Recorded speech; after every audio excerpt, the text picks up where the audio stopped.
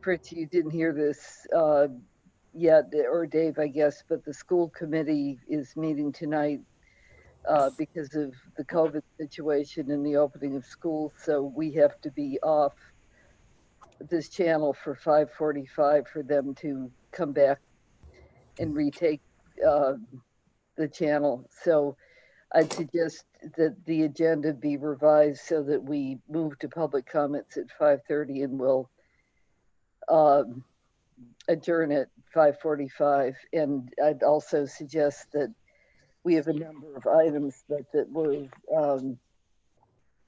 we take up ones we haven't seen before, so we can give staff some insight on that. So Okay. with that in mind, if somebody would move the basic agenda, but with the understanding that we'll go to public comments at 5:30 and we'll adjourn at 5:45, subject to rearranging items as time permits. I'd appreciate that. I'll make that motion, Madam Chair. Thanks, Oh. John. I'll second. Brett? For seconding. By roll call, John, Aye. Dave, Aye. Nat, Aye, sorry, I unmuted. Fritz, Thank Aye. Judith, aye. So just briefly, the announcements are, as you know, and those who may be watching probably know by now, we remain under the governor's order having to do with suspending of the traditional rules on open meetings because of the COVID pandemic. And that means that we are working on off the town's YouTube channel, and there will be an opportunity, as I said, for public comment at 5:30.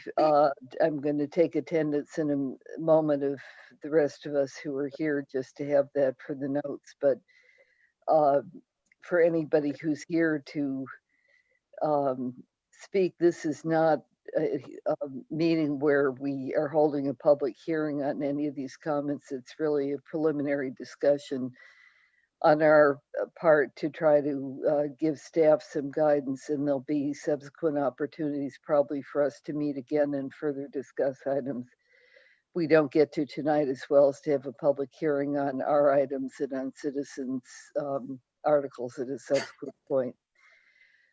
So Megan, anything you want to tell the public about how they can listen in? Or Sure. So there's a link, should be streaming or posted right below the live stream on the YouTube. If you wish to participate in the public comment, it's also posted on the town's website through the agendas tab. Look for planning board. There's a link on the agenda, as well as if you're watching on YouTube, if you want to participate in public comment, you'll need to register as an attendee. And then once the public comment is opened, you raise your hand and you'll be recognized in the order in which you've raised your hand. Thanks, Megan. Okay, just to take attendance, board members, John Trudell. Aye. Here. Here, Dave Iverson. Aye. Fritz. Here. Judith here, Nat. Aye, here. And our alternates, Campbell. Here. Dave Callahan. Here. And Stephen Welch. Here. And staff, Leslie. Here. Megan. Here. And Catherine. And our friends at NCTV who are out there watching over us. Okay, the main thing I'm going to keep in front of me, and you may want to too out of our packet, there's a page-long outline called Article Concepts for 2021 ATM dated September 24th, 2020, LWS draft. If everybody knows how to find that, that would be helpful. And I'm just going to go through what I understand to be things that we've seen before and just confirm we're not going to take them up tonight unless you disagree with that. RC2 to SeaTech Appleton Road, Article 43 of the 2020 town meeting. We're not going to take that up because it is an ATM article that we've seen before. Any disagreement with that? Okay, RC20 to R5 and CN33, Old South Road and 24 Tacoma Way, Article 44 of the town meeting.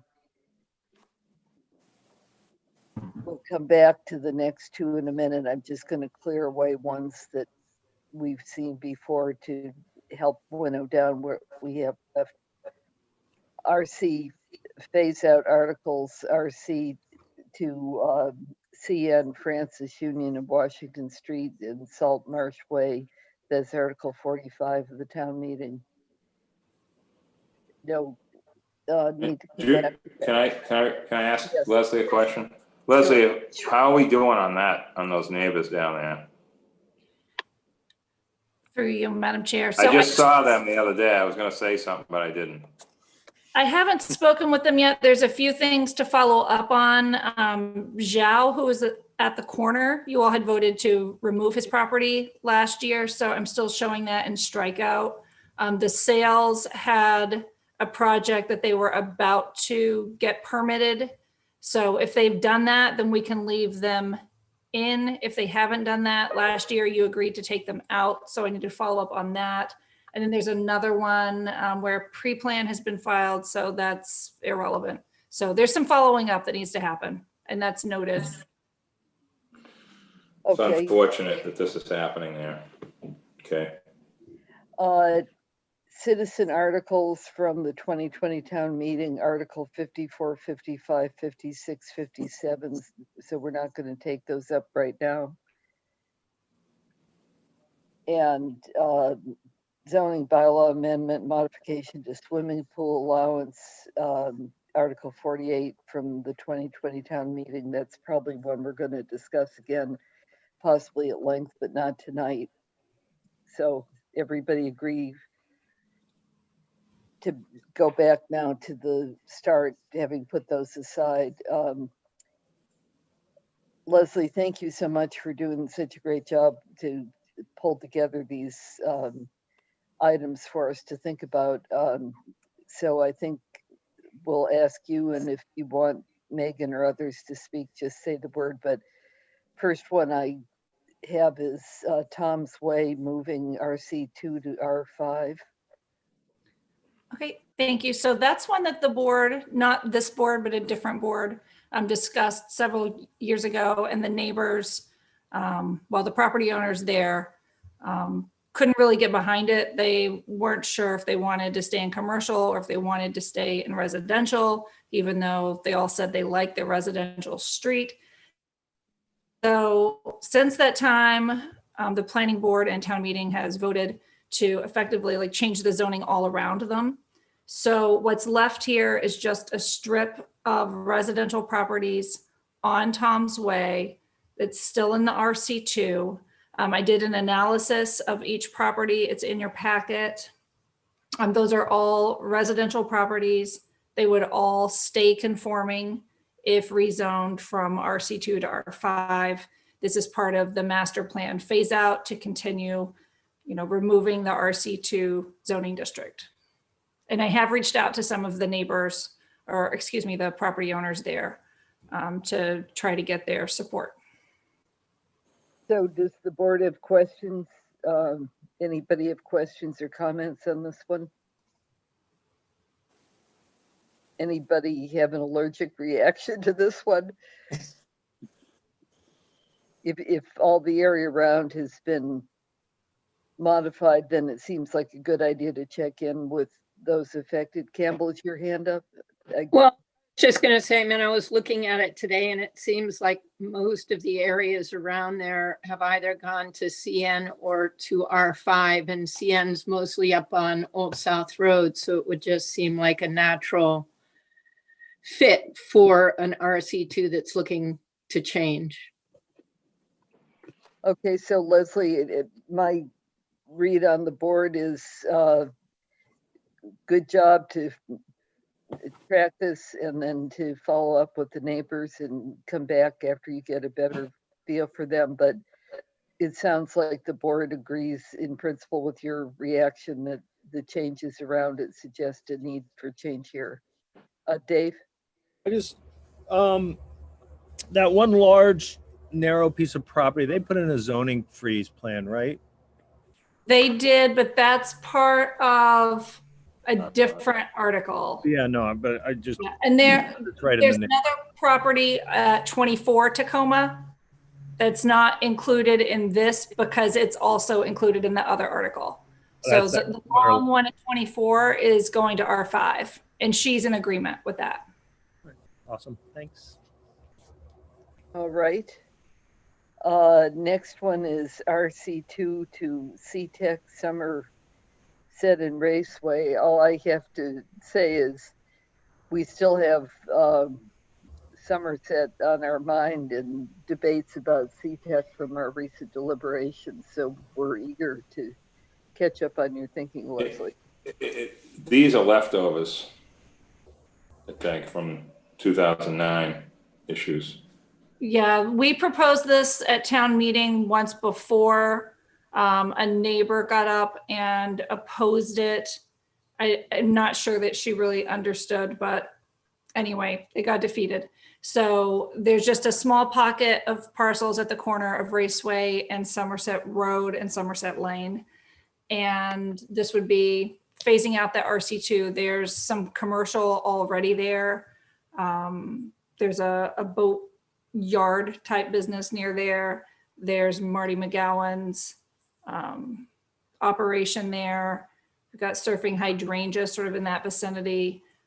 So again, this is an area that's already commercial. It would be going to a different commercial, one with lower ground cover, one with higher minimum lot size. So there's less potential for future divisions.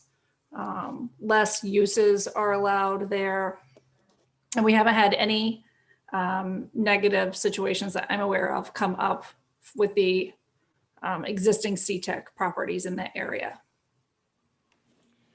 Questions or comments? Down the way quite a bit from the Marble Way project that you all are discussing.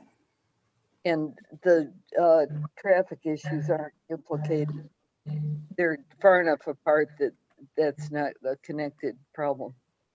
Yeah, I don't have the map in front of me because I have too many screens going on, Right. but you can see this is, mostly along the main roads, not side streets. Thank Through you, you. Madam Chair. I think I saw Campbell first, John, and then you. Sure. Campbell? Yeah, I was just going to ask about the Marble Way because I know that connects into this area, but it sounds like it's a different issue. John? And a question for Leslie. With the two large businesses that stand out being Surfers Hydrangea and also Wisconsin Gardener, have you reached out to the owners there and they're not in any way against the change? I have not reached out to them yet. I mean, this is just a concept. I don't have an expectation that you all are going to move forward with everything on this list. At this point, they're just ideas, some more developed than others. So we haven't gotten very far with this one. But it is an RC2 hole that needs to be filled in with something other than RC2. Yeah, no, I was just wondering if any of the businesses had any issue with it, if it would change anything that they're doing right now in any way. Reaching out to them is certainly something that we'll do at some point if it advances. Let's just kind of count noses or whatever. Does anybody object to Leslie reaching out to the property owners in that area to see their current thinking? Just Leslie, I just want to follow up on I know what lot we're talking about. We're talking about, Chip Cunningham owns it now from that lady that stood up 12 years ago, or 11 years ago. Is there a plan to plug those holes with R5? Because they're kind of, that's the residential version of RC2 and then CTEC where you're talking about currently? Or is it not an issue at the moment on those lots? There'll be little blobs of RC2 left in there. I know we changed it to R10 before, but the rest of it, that's the catch, isn't it? I'm trying to pull the map up, if you could just. You know what I mean? The stuff in that little Todd circle thing that was left in RC2 is what I'm talking about. Yeah, there's just, hold on, I'm getting there. Getting there. Nat, all I have to say is we're lucky to have your working memory I'll and never Leslie's forget that night technical when it expertise was, coming together. we here. had the article ready to go and boom, and it was like this big pause. So we're left with these little cleanups. Odd circles all C-Tech, it looks like. It is. Clara and Todd Circle are all C-Tech. So this would be an extension of that C-Tech going over to Marble Way. And there's, like I said, there's an MCD in there now for boat storage. There's Marty McGowan's operation. And then there's a financial lots. So Nat, is your question? Yeah, I mean, it's fine. I additional just lots? know that I thought that those ones that sort of residential ones in that circle in there is still a few RC2s, I thought, Leslie. No. So all we the changed them to C-Tech. already? Okay, never mind. Beautiful. I thought they were still RC2. Okay, So- great. So what is the scale of what you propose to do again, Leslie? How many property owners? Let's see, 2, 3, 4, 5, 7. So is the board agreeable that Leslie can touch base with the property owners and see what their current thinking is? Sure. Any hesitancy on that, John? Not for me. Okay. Everybody I'm okay. Then Leslie, good to go on that, to follow up on that. Then phase out R1, expand the Sconset old historic area to Coffin Street and Burnell Street to remove more SR1 in Sconset. So phasing out the SR1 is also part of the master plan. And this is an area that we haven't totally analyzed yet, but it seems to fit well with the SOH. It's definitely within the HDC historic core of Sconset. So that seems to make a lot of sense. And I think this past town meeting, we rezoned quite a bit out there from SR1 to SOH, and that was supported by the Sconset Trust and other groups out there. One thing I would note, and maybe others are already aware of this, particularly Nat, but Andrew indicated that there were a couple of groups out of Sconset who wanted to talk about their area plan. So it may be in connection with the master plan efforts. So this may be a good step to be taking in any event, if we're going to be discussing broader issues affecting Sconset. But I just thought, Leslie, that's worth kind of putting that piece together, because Eleanor wrote me earlier today. There's one group that Andrew had been in touch with, and then there's an additional group that wrote in today and had a proposed working group and things like that, that probably NPDC will be having to grapple with it at some point. But they wanted, from what I recall from the correspondence, they wanted to keep the same map and various things like that. But it's just, there's a couple things you got going here too with Codfish Park and other things like that. So maybe that's a good opportunity. If it doesn't work out 100% this year, we can be revisiting it soon enough. But is everybody okay with Leslie making contact with the property owners here? Yeah, I mean, I'm assuming you're talking the east side of Brunel Street, Leslie, I'm assuming. Yes. Okay, thank you. Any other questions, comments? Looking good, Leslie. So the next one is Barnabas Lane, Woodbury Lane, Mayhew Lane, and New Lane, R1 to R5, And L or ROH. So that's not Sconset. no, but it is part of R1 phase out.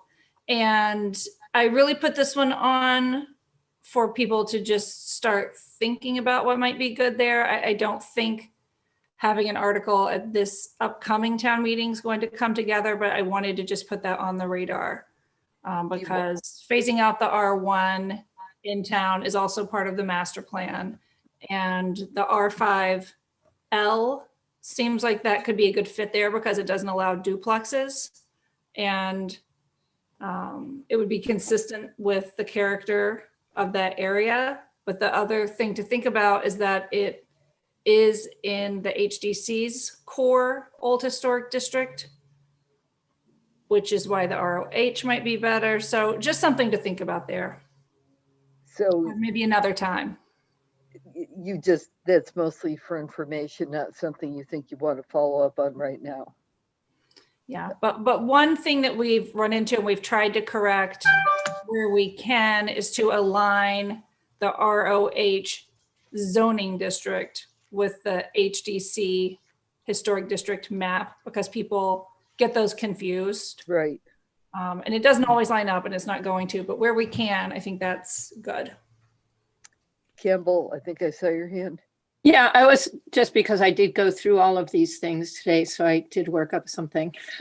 Anyway, in this situation, I was in favor of the ROH on for that area. One, because it does go along with the HDC mapping, and also it reduces the swimming pool close to town thing, because the ROH doesn't allow the swimming pool, and those are mostly small lots.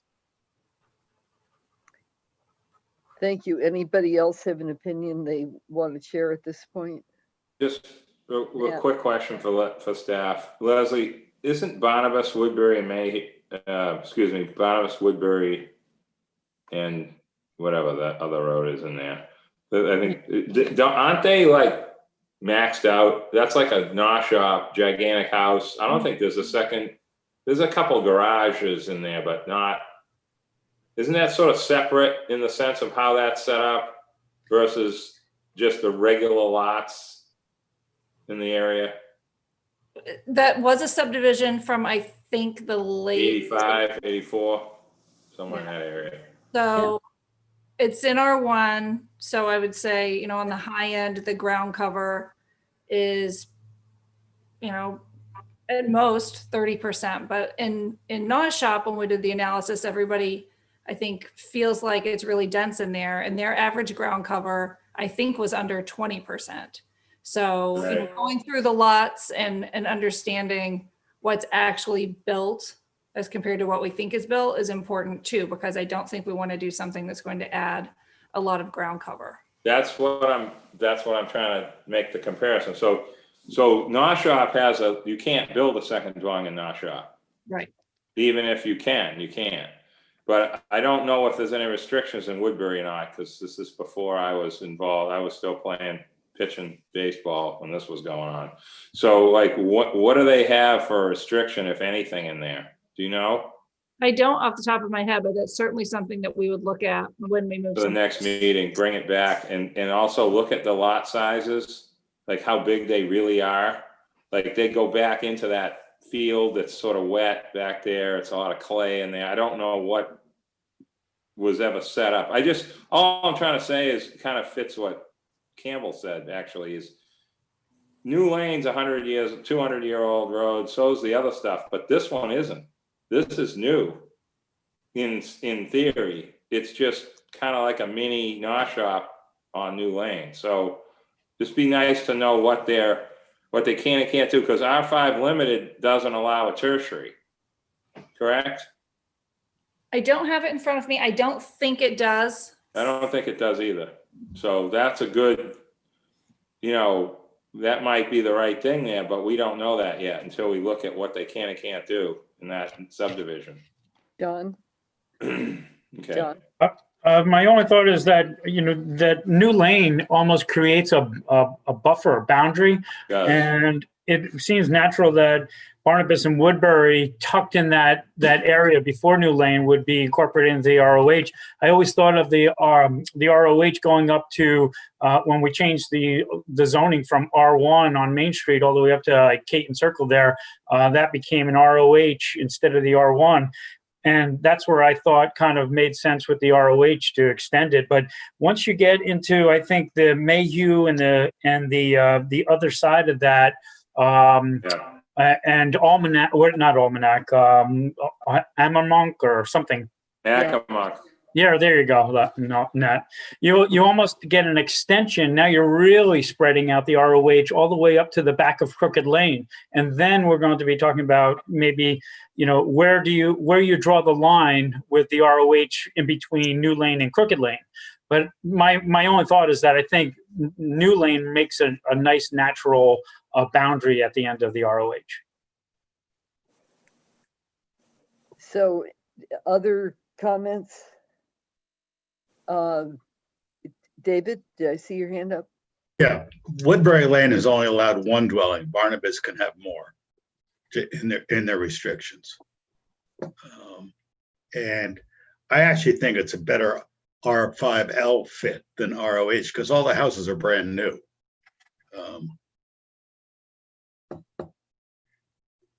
It's definitely a catch-22, that one.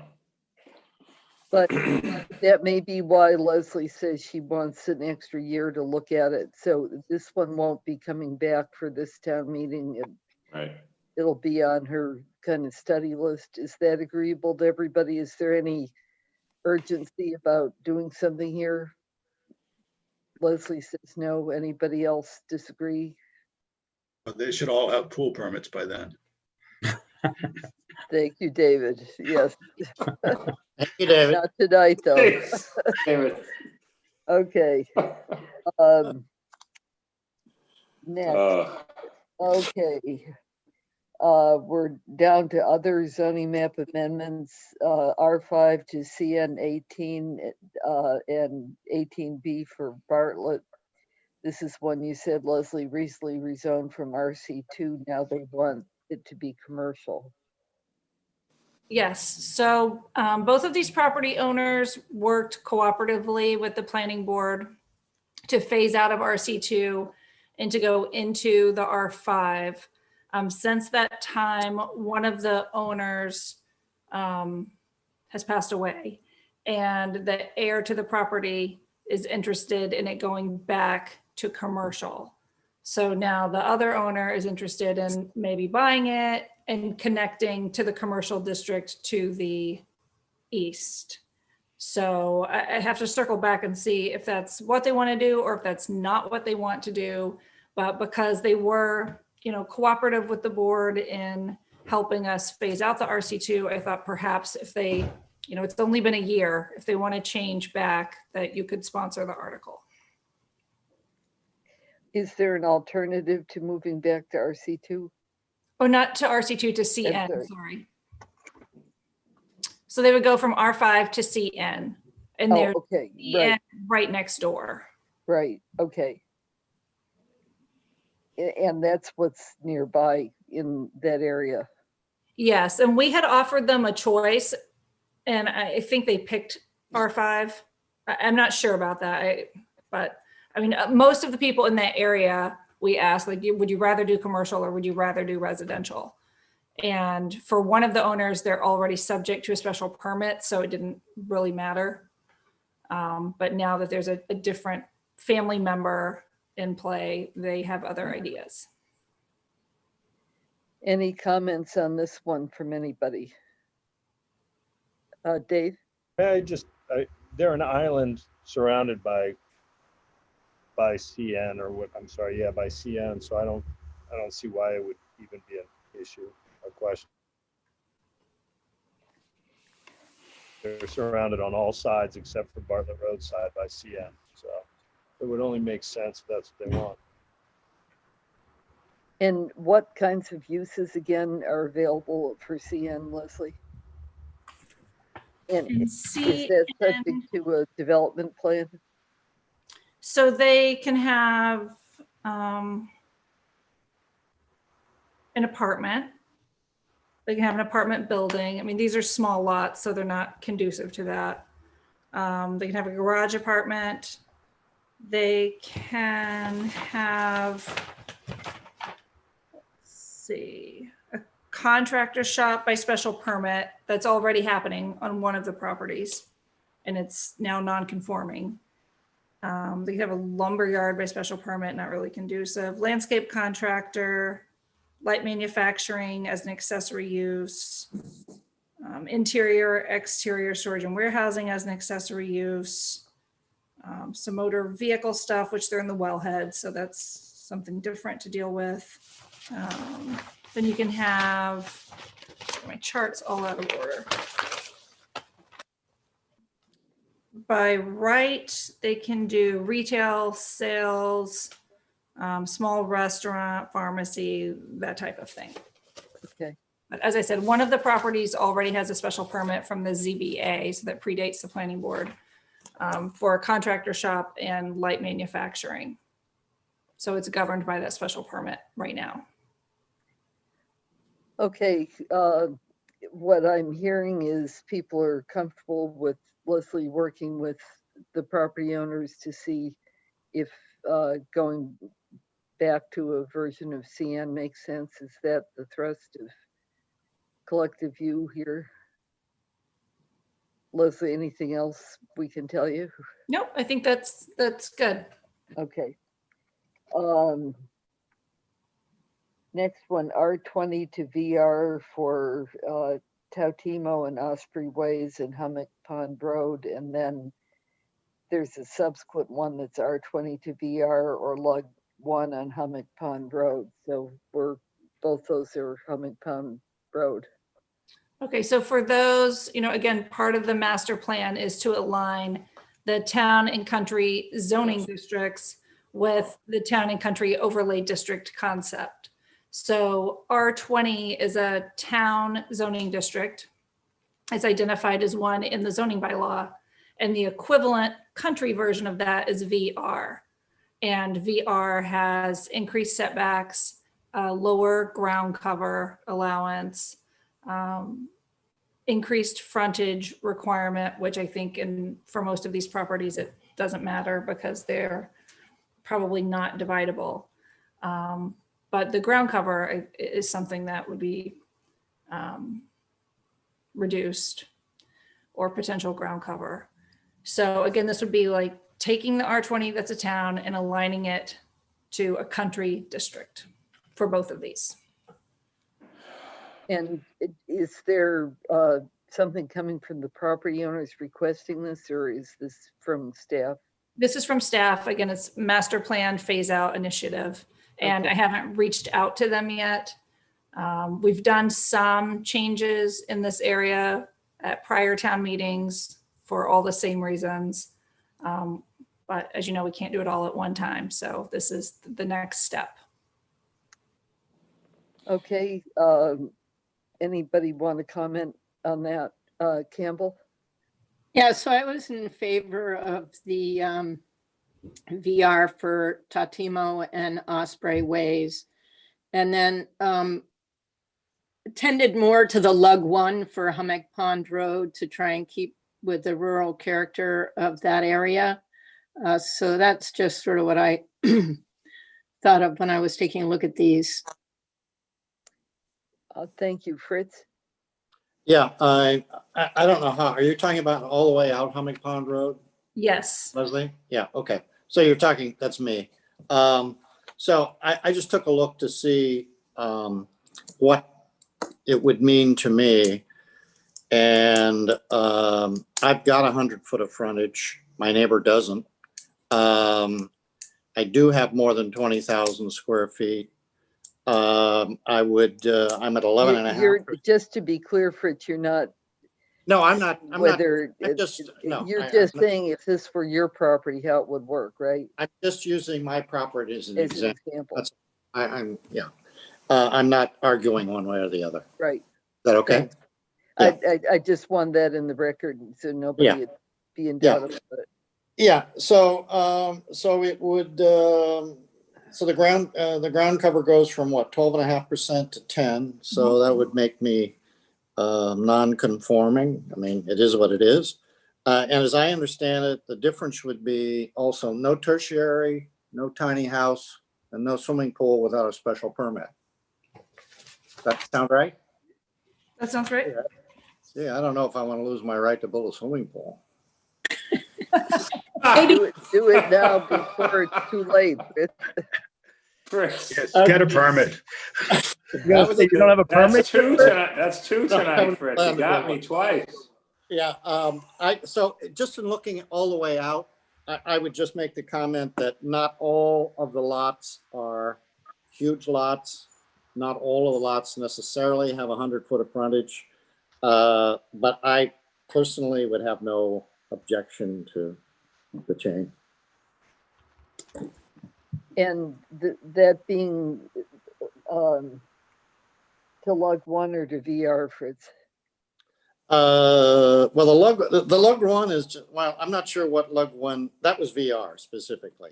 Okay. The lug one is 40,000. So I don't, there are quite a few lots that don't have 40,000, and that really reduces the ground cover. So I'm not saying it's inappropriate. It's probably appropriate from a zoning point of view. You would just have, my observation would be you'd have a lot of non-conforming lots, but to me, that's just an observation. It's not an argument. Leslie? I want to point out there's two separate areas. The Yeah. suggestion for R20 to VR is for Osprey area. The one that includes LUG1 is closer to Bartlett Farm Road. And there's some pretty big lots in there. We'd have to look at those closer. But they are R20 now. So R20 to VR is sort of an even trade, if you will. Whereas LUG1 places a lot of additional restrictions. So just something to look at, but those are two that I think we should move forward with in some way. Yeah. Okay. So any objection to having Leslie pursue the idea and talk with affected parties? Just a quick question, Madam Chair. Leslie, will we have a map the next meeting? Because I know there's some big lots in lug 2, I think, aren't they? Isn't there like a little piece of like lug 2 on the right by Gardner's old property after the fish market thing? Yes. I know there is. And if we change that to LUG1, we have to look at that. So it's complicated. There's a lot of weird stuff out there. It jiggles around and changes. And then you got R20 at the pond. We have R20 further out of town than we have log 2 in Hummock Pond Road in some spots. I remember looking at this a long time ago saying, this is something we're going to have to figure out someday. And here we are. The now. McGrath property's all lug too. Yeah, but that's down off of, oh no, wait a minute. You're talking about Burnt Swamp, but Burnt Swamp is R20. Yeah. But, pretty sure. But it feeds into a lug 2, a little section of lug 2, which is that McGrath property that goes almost all the way over to Millbrook, practically. Yeah. Right. You got the McGath property. I think it's got quite a few restrictions on it, as I understand it. Orchard's got a giant piece of property in there too. That's all. Yeah. And then you got the development, Huckamucka or whatever it is. That's lug 2. And then you go, I'm just looking at the map. And then you go out further out. You got lug 2 on the left-hand side across from R20. And I'm trying to figure out, that's a lot of long, narrow lots. I'm trying to figure who lives in there. Those are all owned by one guy. He owns okay. Lots. Yep. And then on the right-hand side, you've got that lug 2 area on Hummock Pond between two R20s. And I think that's where those farms were and maybe where that horse, the stables are. I'm just guessing from looking at it. Yes, So- that's lug 2 over there. I think, Leslie, if you don't mind me saying, Fritz just sort of answered the whole thing there by looking at that. I don't have the map in front of me. I don't want to get off where I am on my phone and my iPad, and I'll end up losing the meeting. But there's probably going to be a few spots in this area that LUG 1 might, I don't want to say give someone something too much, but on the other side, I think I understand what you're trying to do with VR. Is some of these lots are oversized but can't subdivide, and they end up with an incredible amount of ground cover with R20. Right. And you're sort of like, they still have a huge bonus, but they couldn't subdivide anyway, but it kind of chafes away a little bit at that extra ground cover you get. Is that kind of what you're doing? And then on some of the other ones, LUG 1 might give them the ability to subdivide, but it's still a big lot. It's not like we're giving them too much, really. You know what I mean? Well, I don't know what you got in mind, but I'd have to see it all on paper to figure that out. and I apologize that there's not a map. I thought I did one, but I guess not, because it's not in there. So Nat, just because I'm so familiar with Hummock Yeah. Pond, I mean, certainly Hummock Pond Road going out after you get past, There you go. the corner there is, it's a very rural area for the most part, except for when you get out to some of the lots in Cisco. It's a lot of, you've got Gardner Farm, you've got now Larrabee. You've got lots of areas that are protected by conservation. My only comment would be, I really would like to see that whole area along Hummock, to the extent we can, maintain it as a very rural area that it kind of is naturally. And a lot of it is very protected already. But I personally would like to see it. I mean, it's be my viewpoint that that's a very rural area and we ought to try to keep it that way. So, my 2 cents. My point, Fritz, is some of this is sort of like what we ran into on fairgrounds back in the day when we had R10 on one side and LUG 2 on the other, and we couldn't figure out what to do. This is an oddball set of zoning districts, but I think what you're saying is a lot of that lug 2 where the hand is right now is kind of in conservation. Is that what you're basically saying? Yeah. I mean, I'm not. Yeah, a lot of it is, and some of it may actually be part of the area that's lug 3. There's lug 3, that may be a lot of the conservation area, because that's Bartlett Farm on one side, that's probably Sanford on the other side, that's some other things too. Maybe some of the is it Audubon land that's in there that kind of goes. Audubon's down. Yep, they're down there. But anyway, so it's the kind of thing I think we really want to take a look at the whole road and kind of what each piece is to kind of figure out what it ought to be, because some of it's going to be like not applicable because you've got, it's Gardner Farm, you know what I mean? And, it's not who cares, but it's not going to be developed. So, anyway. okay, so it sounds like I should move ahead with this one. Yes. Yeah, I think so. clearly with a map that we can kind of look at, identify each piece and what it is, so we know what we're doing. Okay. Yeah. Okay, thank you. I see everybody again. Technical amendment to the zoning map, 8 Red Mill Road, a portion of it from R40 to R1. When I searched for maps, I got Red Mill Lane. Is that the same as road? Oh, is it over by the cemetery? Yeah. Yes, sorry. I was probably thinking Red Barn Road. So in this one, when the subdivision was originally approved, there were some paper streets on the south side, if I'm orienting myself correctly. like Nat, I can't look at everything at the same time without losing stuff. And so the planning board approved the subdivision plan. Then the owners went to the land court to get some of the paper streets eliminated. Once the paper streets were eliminated, they reconfigured some of the lots. So during all of this, we put some conservation land in R40, which caused half of the paper street to be placed in R40. So now, the lots are all residential and they've encompassed the paper street. So, 95% of the lot is in R1, and then there's a strip of it that's in R40. So this would take the strip and put it in R1 with the rest of the lot. And we've done this in, other locations where this is an issue. It causes confusion with permitting and ground cover calculations and setbacks and other stuff. So it's a much better practice for the entire lot to be in the same district. And is this one the property owners have sought you out, or something you've been keeping your eye on? Our GIS coordinator contacted me because he thought it was a map error. Oh.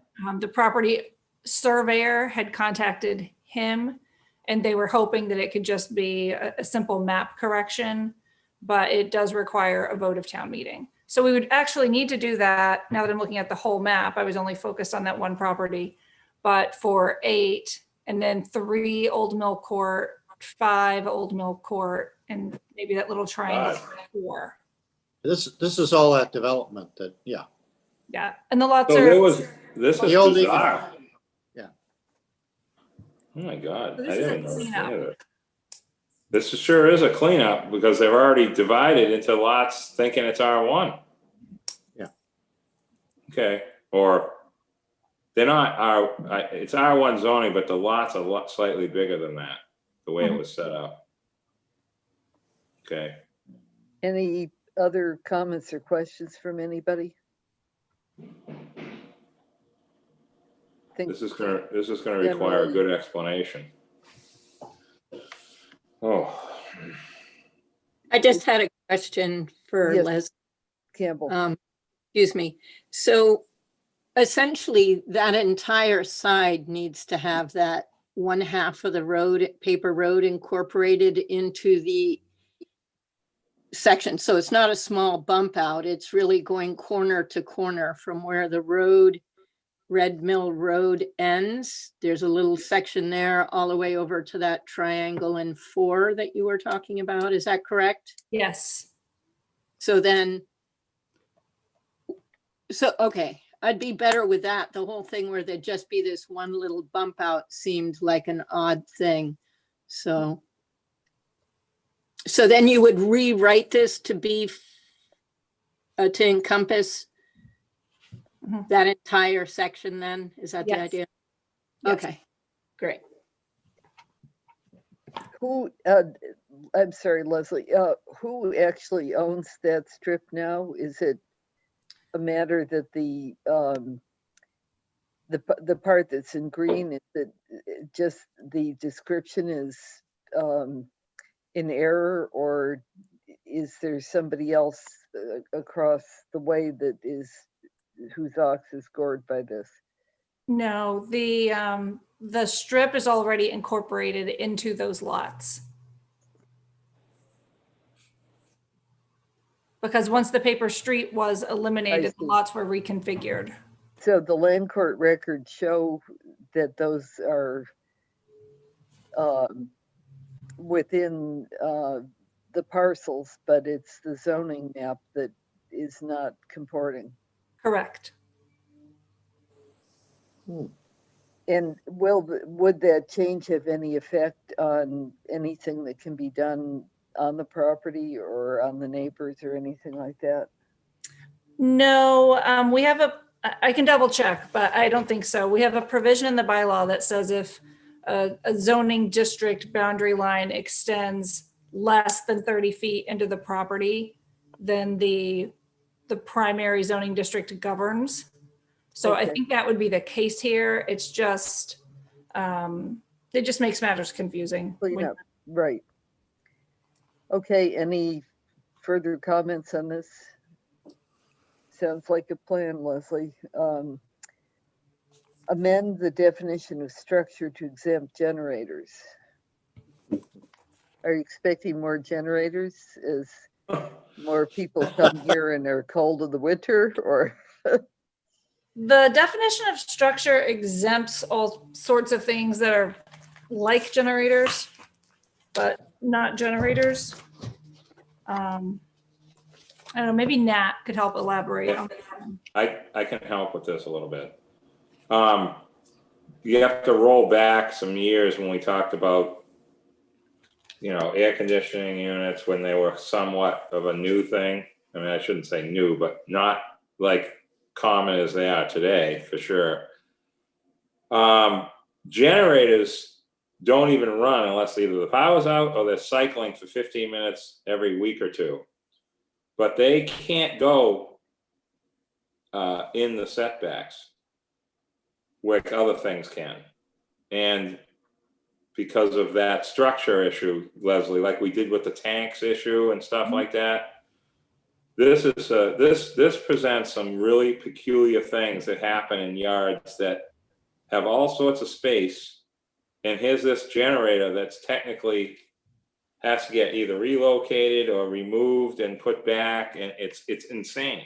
It doesn't make any sense. They end up in the middle of a yard, plunked in there like a swing set sometimes. So it's sort of one of those things that needs to be in a setback or in a place that's, especially when it's a front or rear yard and it's like a gigantic front yard setback of say 35 feet. And you end up with the generator in your lawn because the 35 feet setback where it should be. So it's a kind of a, I don't want to say it's housekeeping, but it is in comparison to the other stuff that we've fixed already. We should have been looking at this before. And we fixed a lot of other things, but one thing at a time over years. We didn't do it all at the same time. Nat, So this sort of started, didn't this all start, Leslie, with the landscape timber things in Norshop? It sort of trickled in with that. Then the propane tanks for years that we had, not even realizing that they were in the setback when they were considered a structure, or we didn't really have them exempt from the structure. So it's just, this is one of those things that causes some serious problems, and especially in smaller lots. are there noise issues? Well, that's why I said that at the beginning, Judith. They don't run at all, except when there's no electricity, which is rare. Right. And nobody cares when the power's out if somebody's generators run because their neighbors is too. And then they cycle for 15 minutes every, well, it's 2 weeks or every 3 weeks or it depends on what it's cycling, but that's about it. 15 minutes during the middle of the day is usually when they're set up. Fritz? Yeah, this issue, as I recall, came up on that house, one of the houses at the end of Monomoy Road, where you had the new house was built. I'm not sure which property it was. It may have been the Anathan property. And then the neighbor objected because the generator was allegedly right under their bedroom window.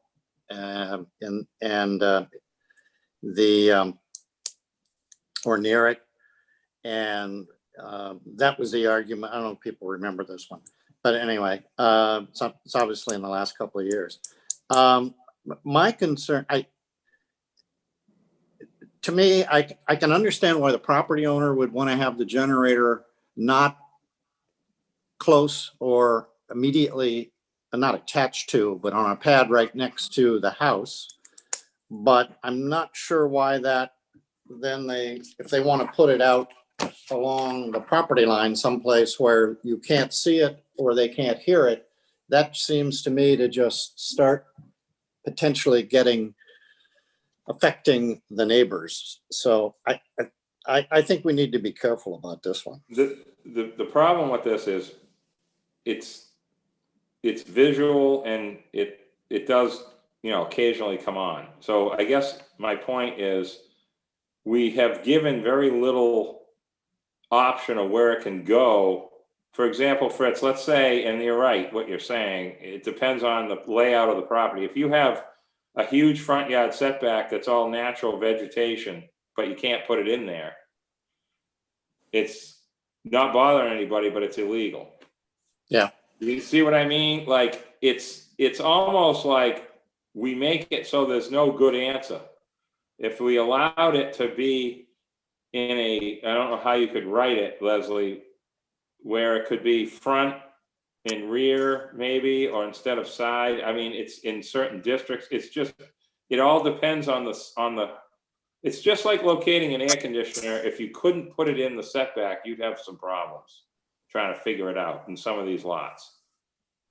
I mean, I'm not all I'm saying is we need to look at this. Maybe it needs more, it's obviously needs some more clarification and some examples.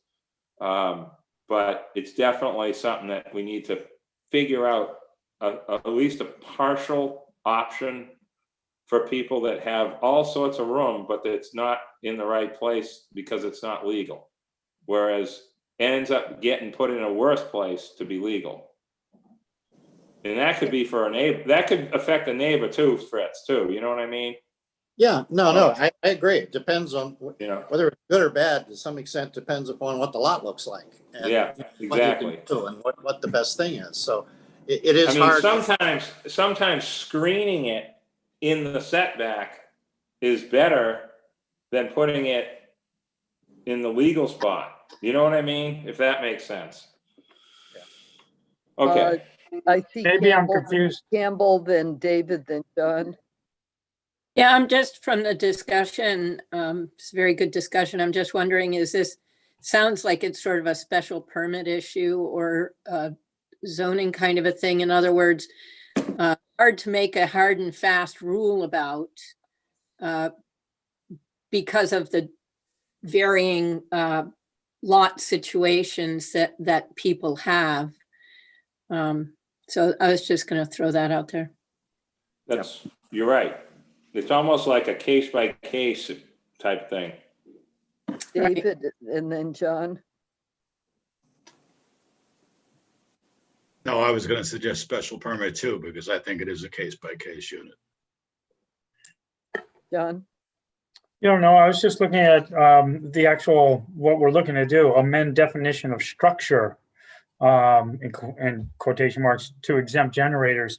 And I'm just, if we're going to amend the terminology for structure, generators aren't within its own structure unless you actually build a structure around it. So we're talking about setbacks, where it's placed, but then we start to get into that little slippery slope when we start to look at propane tanks above ground, AC generators, pool equipment, heaters, and things like that when we're looking at the definition of structure. So I know all the points everyone's making, but I'm curious as to the language in that. So I think we've already fixed some of that stuff, John. Yeah. You're thinking, John, not to deal with it as part of the definition, but that would be my easy solution, yes. And if we're going to have generators fall in place in a certain spot, I think someone else mentioned this, then you deal with it on a case-by-case basis. Leslie, do you want more discussion, or do you feel like there's enough food for thought to take it back and reflect?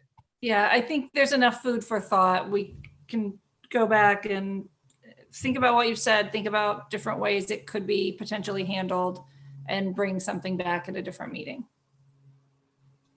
Okay, we're doing well. It's 5 o'clock, so we've got another half an hour to go. We're skipping swimming pool allowance. We don't have anything yet about cannabis craft co-ops, do we? No, I did reach out to Barry Rector, and he said their group has been inactive, but he did expect an article or two to be coming from them at some point, and he asked that we leave it on the list for now. Okay. Next one is remove shared driveway access requirements for secondary lots. I just want to say, Leslie, thank you. I've been Yes. trying to remember the various items we touched on in passing, and you kept a good chart of which ones we said we'd come back to. So for this one, and I had a draft for you, but it didn't get in the packet. Megan and I talked about it, and I thought that you may want to only remove it for the LUG lots and R40, maybe R20, but for the smaller lots, keep it in place because you can, get relief through the issuance of the special permit. They have to come to you for a special permit anyway. So you may want a little more oversight on whether or not there's a shared driveway for the 5,000 square foot lots, maybe the 10,000s. What do you all think about that? Or do you want to just remove it altogether or leave it? Campbell? Sorry to be at the front here, but anyway, so as I was thinking about it, I think in those smaller lots, I mean, you really end up with so many curb cuts coming in that I think it's almost takes up, like in a 5,000 square foot, 2 to 5,000 square foot lots with 2 separate driveways, and you suddenly have a really large area given over in each lot to having a driveway. And most of those are in areas that have traffic. And I would think that there could be some safety concerns for that. Of course, depending on where it is. So definitely on the smaller lots, I wouldn't go for it so much. I'm not sure I would on any lot, but definitely not on the smaller lots. Can I Yes. butt in here for a second? Okay, Leslie, can I just ask you a quick technical question first? Are we waiving this requirement as needed now?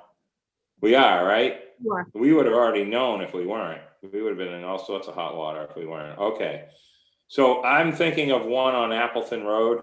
I'm not Appleton, Helen's Drive right now in my head that I'm very familiar with the property, and they have this gigantic yard that actually goes with the Covenant house.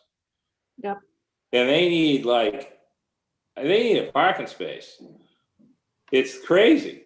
And I think, Campbell, to your point, the existing already built primary secondaries that are out there, which end up a lot of times going to be covenants but they're already built. And they're built not with that in mind. And they have plenty of space, but we have to waive it and kind of go through all this. I'm not sure what the answer is. If you want to remove the requirement, but maybe make it like not necessarily, I guess, case by case with staff, where we try to encourage it if it's a new build or if it's something that hasn't been constructed. But in a case like some of the ones, I mean, if you didn't have 2 curb cuts, you'd have a, stacked parking with all this space somewhere else that we can't use. You know what I mean? It's kind of I don't know. It's a nuisance sort of punishment, punitive thing, really, in some cases. So that's my point. Through you, Judith. So the one thing, though, that when they have to come before the board to have something like that waived, they at least have to actually think out where their parking would be, how it would all work, which I think is pretty beneficial, all the way around for the people trying to do it, because I understand in these lots, but that's just my thought. No, that's true. That's true. So far, I'm not hearing great desire to authorize automatically, and instead my read of faces and comments is more about this is unique to individual parcels, and better looked at that way. Is that consistent with what everybody else is hearing?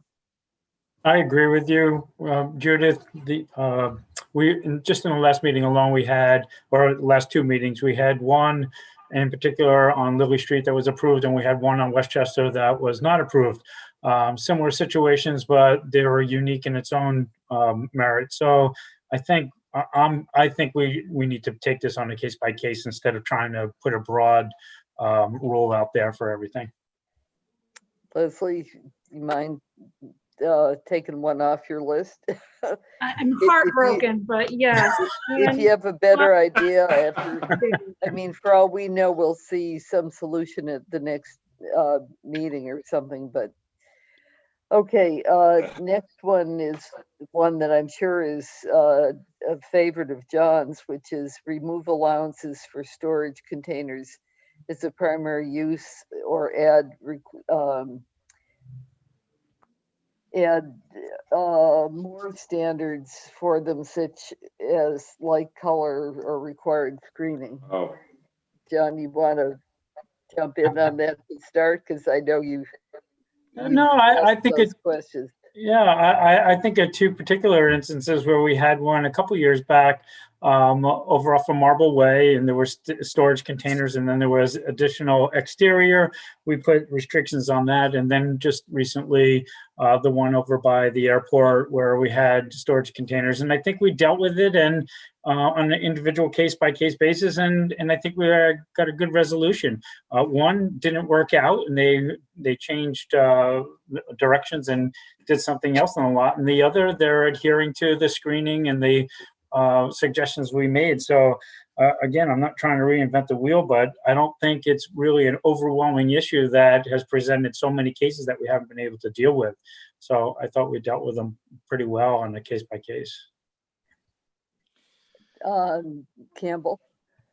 Yeah, so from the one that we were doing over at the airport, I had thought at the time, and I still think it might be beneficial to have just some basic parameters, not that you can't add in more, but to have a maximum height for the container of 8 feet with fencing that would match that height. I know that that's a little difficult because I think we're only allowed 6 foot, so that might be something with zoning or HDC to have a fence that matches the height of your storage container to actually do what you're intending it to do, which is to screen the container. Another thought I had was to have, 24 to 36 inches around the storage containers. So, from the lot line, so that you could do appropriate maintenance to cut down on rusting and things like that. And then potentially a concrete slab for drainage that could be sloped for drainage or something like that. But again, trying to keep it off the ground, trying to keep them in good condition. So that was just some of my thoughts on it. I think the standard color would be, at least the universal color pattern would be good. And if you're going to have multiple units there, instead of having a rainbow fleet, if you're going to have more than one, then it should be the same color. I've been struck by the continuing debate, at least for those areas out by the airport, about do you really mean screening, or can screening be fencing with some kind of a wind protector, windbreak built in, or something like that. So I don't know whether further verbiage about the nature of screening, whether that's always vegetative screening or whether it may be something else, but it seems as though this has come up enough times that anchoring what's there with a little more detail to not only guide us, but a future planning board about what some of the options are, and also to forecast to anybody who's proposing to proceed with this kind of a project, to know what the board is expecting. Seems like a good idea. It's striking to me, thinking about Marble Way, that people probably might prefer storage containers with nothing else at this point, but I think we're pretty committed to trying to integrate storage containers with other uses, and they're needed for other uses as well. So I think just beefing up some of the detailed nuances makes sense. Others have thoughts? Nat, you're nodding No, I just, your eyebrows. these are moving targets, like those, shop trailers on wheels were a while back. I definitely agree with, you shouldn't have two different colored ones on your property, that's for sure. I agree with what John said. We came a long way in the coffin pit last approval, but I know but that's in CI. Can you put these in any zoning district, Leslie? No. Can I drop one in my front yard, or how does this work with these? I'm just gonna get the chart out real quick. Sorry, I don't mean to ask a question that takes longer. I'm sorry. Just curious if it's something that we have to have a standard for a by right use or in certain things, or what? I think they're VTech. So storage. Very little VTech. It's allowed by special permit in commercial neighborhood, C-Tech, and CI. That's it. Now you can have a storage container on an active construction site for up to 12 months after the issuance of the building permit or demo permit. But Yeah, that's something different. I just right. to point out that that's allowed as well. So, are we all of a mind? We think there should be uniform color. I got that part. We think there still should be special permit review. We think that possibly calling out for uniform height compared to what's being screened makes some sense. You mean height to Height, cover them, not right. height to the, yeah, okay. Right, that Yeah. was the point Campbell made. Were there other Yeah. things people had in mind? I suggested something about clarifying the option for screening. So it's not, if we mean that it should be vegetative only, then we should say that. If we mean that it can be something else, we probably should say that. Campbell? So it would seem right off to me that in the, not thinking about it a whole lot, but in CI, it would seem like, allowing the fencing with, say, a matching green windscreen, however they weave that in, would be good. But I think in something like C-Tech, which can often happen near residential neighborhoods and things, something more vegetative might be appropriate. So that could probably be spelled out, that screening suitable to the location that might include A, B, C, D. Dave? I was just gonna say, yeah, just basically appropriate screening, and depending on where it goes, it would be pretty obvious what the appropriate screening is. We don't want chain link fence with wind screening in a mixed use neighborhood. Leslie and then David? Okay, I was just going to say that I can, work on some refined language for you all to review at another meeting. Thank you. David? Yeah. David and Fritz? Yeah, I think we have to be careful with screening, because I know our zoning enforcement officer takes screening to mean a chain link fence, as I've had several discussions with them on Augie's old place where they used to have vegetative screening, and he's okay with the chain link fence to take care of that development. That's sort of That's why we another need whole to story. clarify this. Leslie's got But- that on her list. Fritz? David, are you suggesting that some of the neighbors along there aren't totally in agreement with that?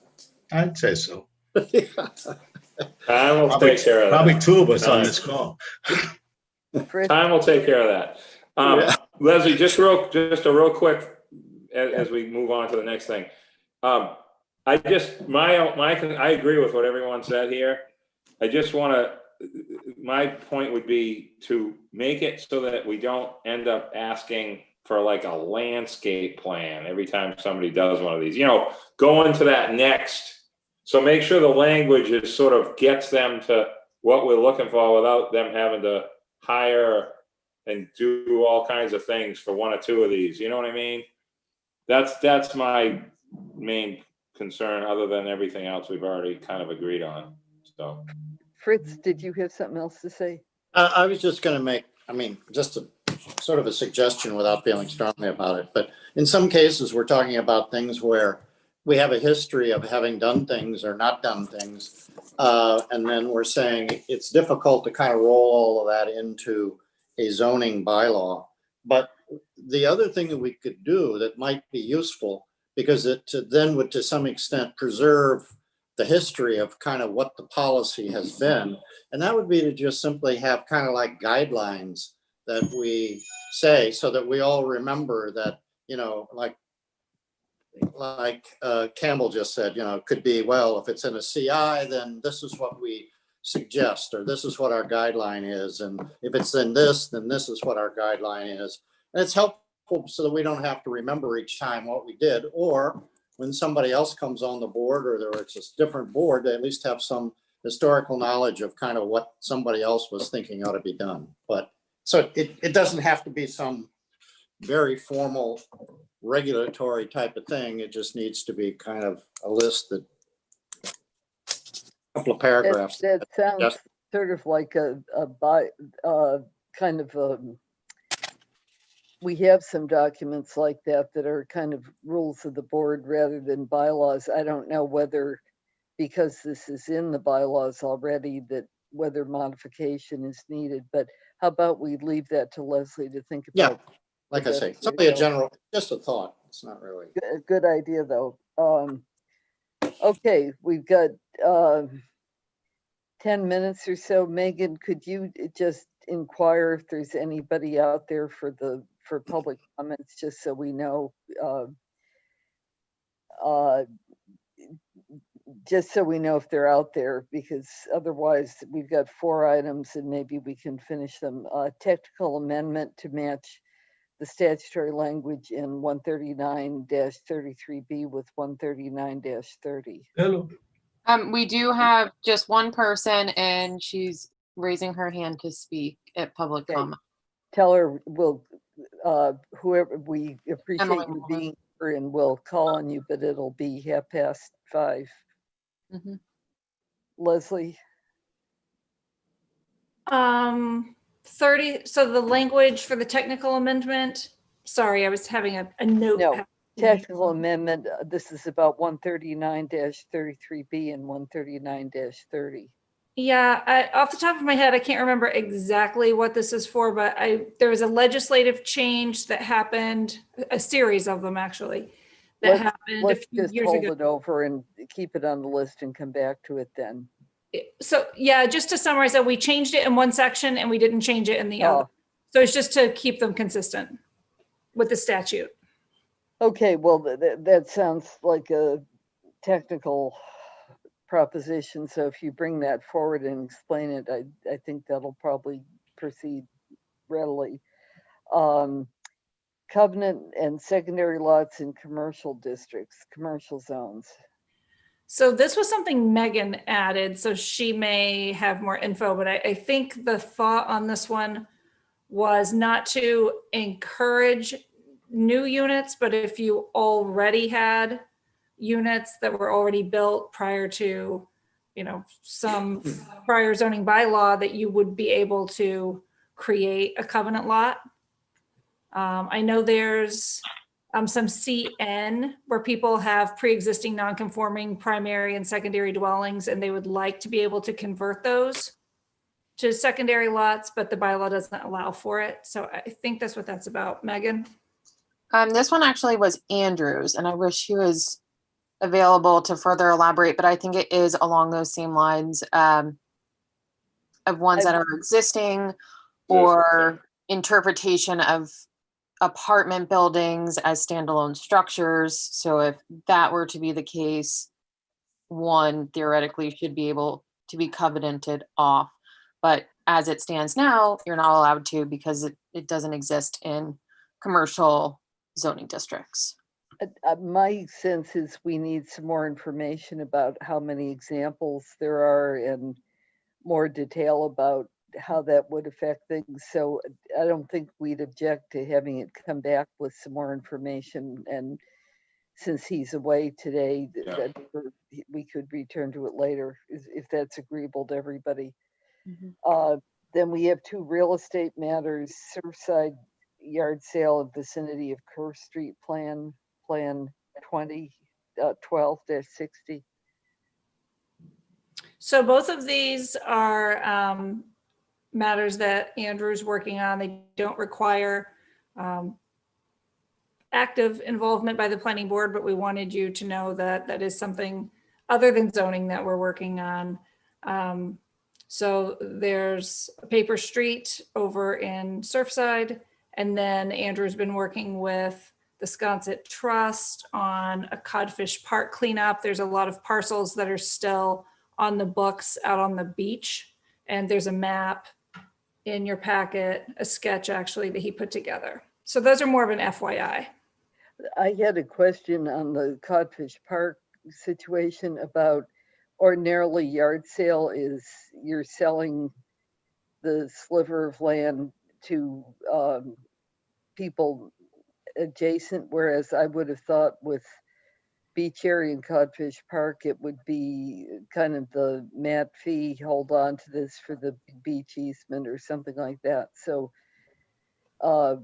when we come back to this, it would be helpful to have a little more insight about, because there's a number of slivers there on that map, and to know what the expectation is. It may be that it was there and I just didn't understand it, but I'm afraid I didn't. Okay, well, we can provide more information on that one later. And I had one more question to ask, and this relates to Fritz, to you. The changes CRAC recommended to the select board about treatment of areas subject to flooding, or some of the things we put on the information sheets about what goes to Concom. Are there items related to flood protection or flood lines that would affect zoning that CRAC is likely to be wanting brought forward? And is it likely that they bring it forward on their own, or is that something likely to come through the planning board? Are you addressing that to me? Yes. Yeah. If you know. Yeah, well, I can give you a little background, and then the rest I don't know what Andrew might have, or Leslie might know that Andrew has in thoughts. As you may or may not know, the Coastal Resilience Advisory Committee put forth a recommendation, kind of an interim recommendation to the select board about basically flood maps, and the crux of it was pending what our report will be a year and a half from now as to what we're suggesting the town do to deal with rising sea level, coastal resiliency, all of those issues. That we did make a suggestion that we should be anticipating now that report is going to suggest that sea level is rising, and that at present building and regulatory requirements basically allow a developer or a board to take into account FEMA sea level maps as if they exist today. And if you look at NOAA projections or NOAA listings, and that was, I think it was in the paper today, or in something, not the paper, but in something that came out. The projections are that there's going to be 4 to 6 foot rise in sea level by the end of the century. So the question is, shouldn't we be anticipating some of that now rather than just waiting to see what it is from year to year to year to year? So we set forth a recommendation saying that all boards and commissions and developers should be taking into account projected rise in sea level when considering the useful life of a building or a development. So that if you're building a building and it's got a 30-year useful life, you should be looking at what the anticipated sea level is going to be 30 years from now or over the next 30 years, rather than just looking at what sea level is today. The select board adopted that.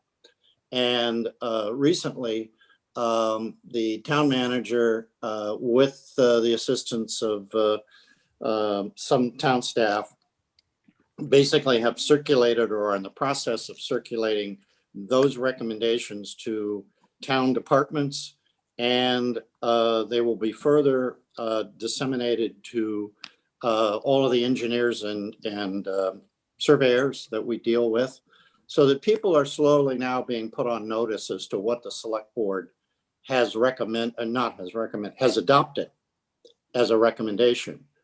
And so that will be coming before us at some point through, I presume, Andrew or Leslie or Megan or whatever.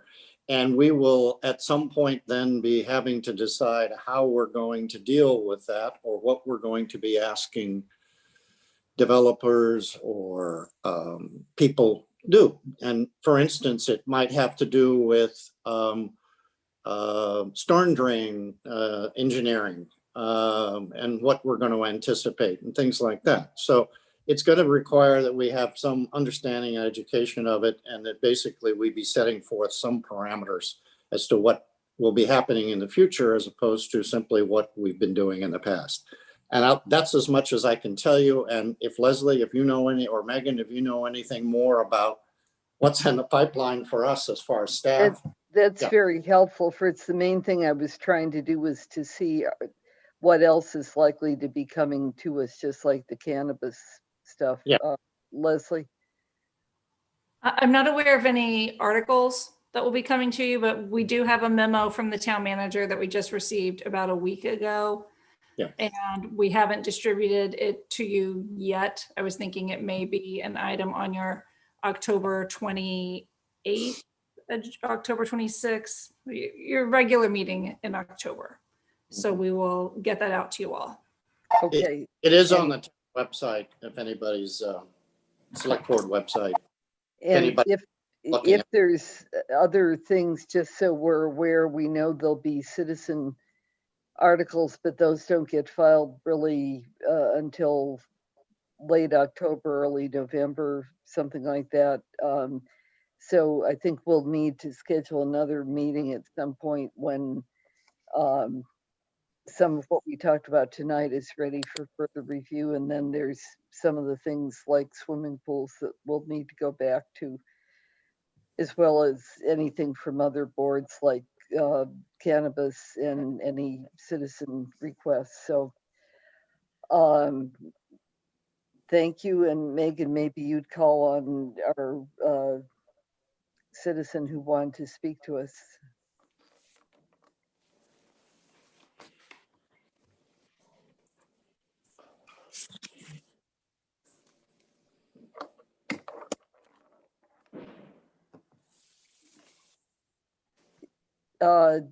If they're muted.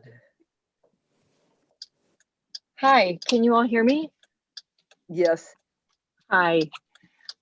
Yes, this is Hillary Rayport, and I just wanted to bring up a couple things at this early point as you're thinking about the planning for the future, and just for your consideration or thoughts, if you wouldn't mind. The first was regarding swimming pools.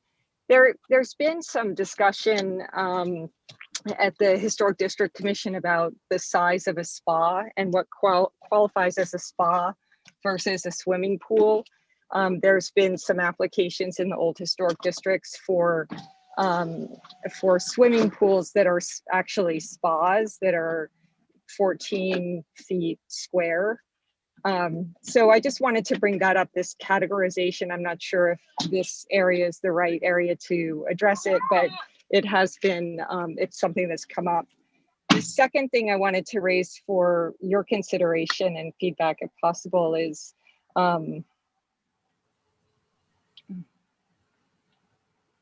can you all hear me? Yes. Yes. Yes. Oh, okay, sorry. Is elevations and creating platforms and berms out of the earth to raise houses. This is something that's also come up from a review perspective. It's just very difficult if people want to grade their land and put their house on a man-made 20-foot hill, how that affects the height of their house. So those were two issues that were on my mind that I just wanted to raise for comment either now or at any other time. Thanks very much. Thank you. We also have Emily Molden. Okay, thank you. Sorry, Emily, I think I was hitting unmute and I inadvertently muted you. Okay, I think that's better. There we go. Thank you, Emily Molden for the Nantucket Land Council. I have been taking a closer look at section 22 of the zoning bylaw for the island perimeter restrictions, and specifically the provisions B through E that talk to the restrictions or prohibitions of docks, piers, and wharves. And I reviewed some of the language with Andrew earlier this year, but have been taking a closer look at it again just recently. Just raised it with Leslie last week. Haven't really gone into any detail about it with her, but I'm interested in just reviewing the language further to possibly propose some suggested changes or revisions. And I just wanted to bring that up to you tonight, because in the event that there are just some simple updates or amendments, it could be that they're more appropriately brought to town meeting through the planning board, since it's pre-existing regulations. For example, there's one section that stipulates the special permit granting authority refer applications to the Department of Marine and Coastal Resources, which is no longer actually a department. So that would clearly just be a simple update. But I also have raised this with the Department of Natural Resources, with Jeff Carlson, and can discuss it further with him and with council. So I'll probably just move forward to discuss some of my questions with staff, and then from there, based on their recommendations, may come back to you with some further thoughts or requests. Thanks to both of you, for Emily, for you, and for Hillary for speaking to us now. Let me just ask Leslie to help us guide everybody correctly. It sounds like for some of the possibilities each of you spoke about, that it's conceivable you'd want to pursue a citizen article. But on the other hand, it's possible that by talking to staff, you'd want something to be brought forward so it could be considered as a planning board article, if I understand you correctly. Leslie, are there differences in timeframes or procedures depending on which of those is ultimately decided upon by the proponents? So we have been requested to provide town administration with a draft list of articles in early October. So we have our draft list, not to say that that won't change, because things always get added as the process moves along. But for citizen petitions, I'm just looking at the timeline. The warrant opens on October 1st and it ends on November 13th. So November 13th at 4 o'clock is it for citizen petitions. So if they want to submit something on their own, that's their schedule. If they want to try to work with the board, we have a little more leeway. But as you all know, the planning board articles aren't guaranteed to be placed on the warrant, like a citizen petition is, but the select board has always worked cooperatively with the planning board to put any articles that you bring forward on the warrant. And Leslie, when would our articles need to be sent forward to the select board? So the draft list, we'll be sending that out next week, which again, that's not set in stone, it's a draft. We usually try to have articles fairly well drafted going into early December. We do the publication of the notice at the end of December, so it has to be pretty finalized at that point. The select board starts reviewing articles mid-October, and that goes through, the time that they adopt the warrant in January. And we would typically be holding hearings on citizen articles and on our own. This is assuming we're back to an April annual town meeting. When would we be holding hearings? So those would be held in January. Okay. I usually try to get the first one advertised for either the end of the first week or early the second week of January. It is sort of a tight time frame. Your motions are supposed to go to the FinCom and Town Administration on Monday, February 8th. So there's a little wiggle room in there, but that's the suggested schedule. And I'm sure, again, assuming the pandemic is still with us, that puts further pressure on the town moderator and the select board to figure out how to deploy items for discussion within the constraints of public health gatherings and things of that sort. So that may be more than you wanted to hear, Emily and Hillary, if you're still there, but I think the board needed to be aware of that, and that suggests we'll need another meeting ourselves to go over anything that's further fleshed out based on this discussion and anything we didn't get to tonight. We sometimes also get other citizen requests that sometimes come in fairly late asking to work with us or work with staff or whatever. And I think that's worth pursuing on the early side rather than the late side, because we're in a year where it's going to be even more constraining in terms of, I honestly can't envision how we're going to be doing 2 years worth of business in a truncated annual town meeting. I mean, and especially when it's in April, so you can't go sit under Dave's palm tree to debate this. My palm tree's So, gone. you're going to supply us all. So I think we, if there's anything else anybody wants to say, otherwise we probably need a motion to adjourn to let NCTV get ready for the school committee meeting and their deliberations. Motion to Anything else? adjourn. Thank you. Motion to Chris. adjourn. Is there a second? Who seconded? Dave, I'd give it to Dave and John, they tied. Roll call vote to adjourn. John, Aye. Dave, Aye. Fritz, Aye. Nat, Aye. Judith, I thank you very much to our trustee staff. Thank you. For Thank you, staff. Thank you very much. Good Night, everybody. the Night. wisdom of the Bye. local school board. Okay. Good Bye. night. night all. Aye.